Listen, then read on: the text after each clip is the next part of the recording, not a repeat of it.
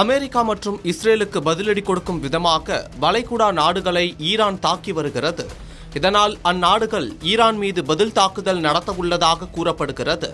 இதனால் பதட்டம் அடைந்துள்ள ஈரான் அண்டைய நாடுகள் இது குறித்து தெளிவுபடுத்த வேண்டும் என வலியுறுத்தியுள்ளது.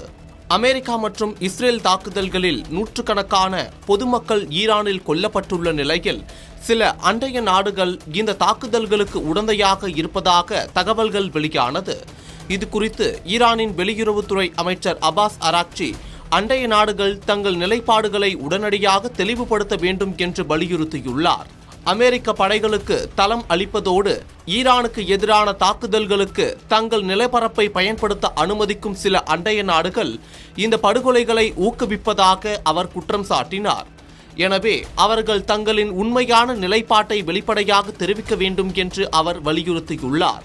பிராந்தியத்தில் உள்ள அந்நிய ஆக்கிரமிப்புகளை, குறிப்பாக அமெரிக்க படைகளை வெளியேற்றுமாறு அவர் அண்டைய நாடுகளை வலியுறுத்தினார்.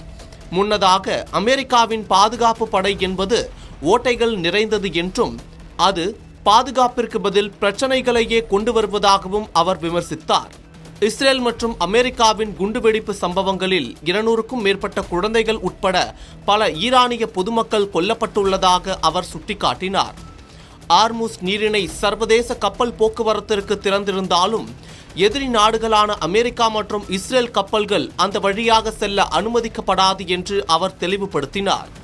அமெரிக்கா மற்றும் இஸ்ரேலின் ஆக்கிரமிப்பிற்கு எதிராக தன்னை தற்காத்துக் கொள்ள ஈரானுக்கு முழு உரிமை உள்ளதாக அவர் குறிப்பிட்டுள்ளார்.